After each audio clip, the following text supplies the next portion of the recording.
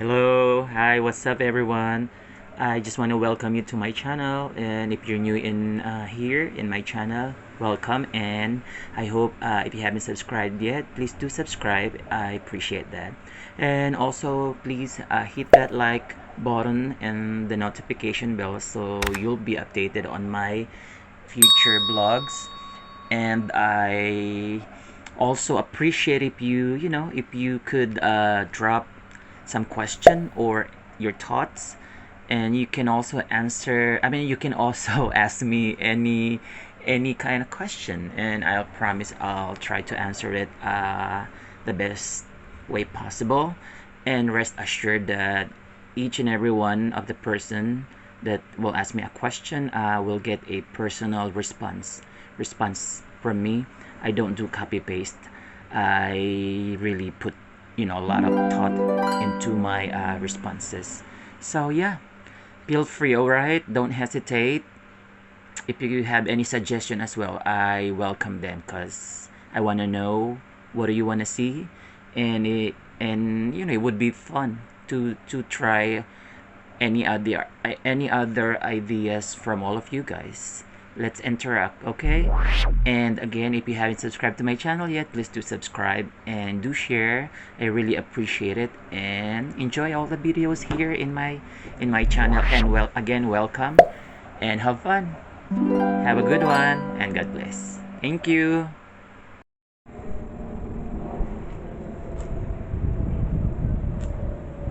Ang ganda ng puno, kulay pula lahat ng dahon. Tapos pag natatamaan ng araw, akala mo may apoy-apoy.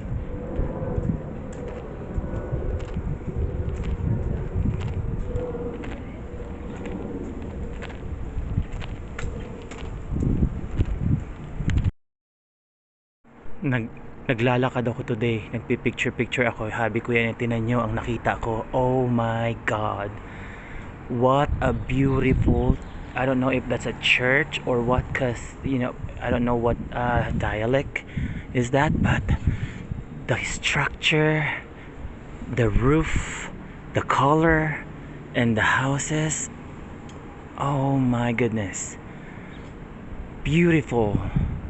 Ain't that amazing? Ang ganda. Damn, the color is so vivid. Madami yan. Tong ano na to, tong neighborhood na to. Ayan pa, oh. It's ang ganda, gorgeous structures. Wow, I'm glad na napadaan ako rito. 30 years na ako rito sa San Francisco, pero napakadami pa palang mga street na hindi ko na nakikita. I'm glad nagdaan ako rito at nakita ko to. Ang ganda. Imagine mo kung gaano kaganda sa loob yan. Yung ilaw lang, yung light fixture na yan. 'Di ba? Wow. Matagal ko ng pangarap ang tumira sa isa sa sa mga what you call this, mga Victorian houses. Alam niyo na mga long time friends ko na talagang pangarap ko makatira sa Victorian houses, but they're expensive. Tsaka usually walang pinare-rent na parang apartment na ganyan kasi mga owned Victorian houses talaga yan. And beautiful. Sayang hindi nakikita yung goal. Ayun.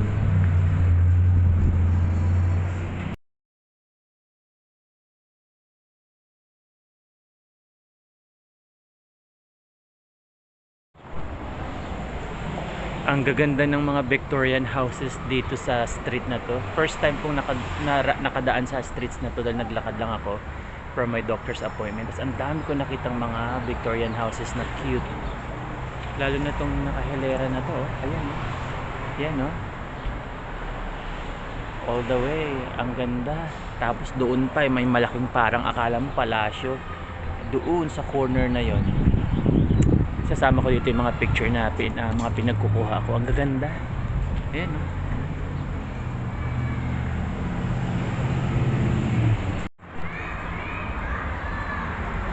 Masyado lang maaraw today. It's so sunny. And I hope you guys can still see the beautiful Victorian houses behind me. Ang cute, it looks like a doll houses.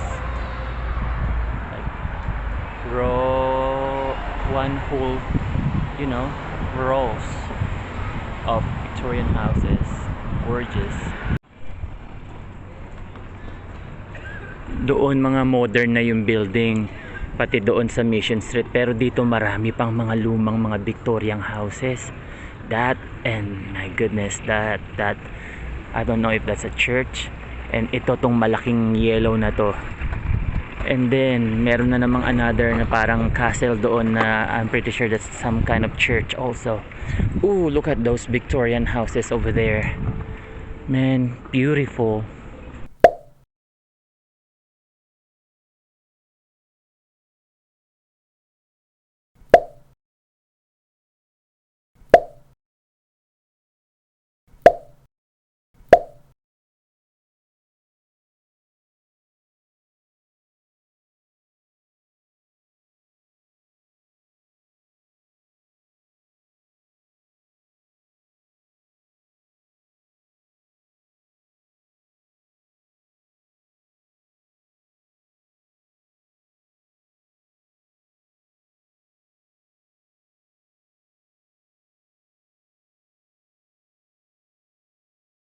Yan na naman, ang ganda, like gorgeous.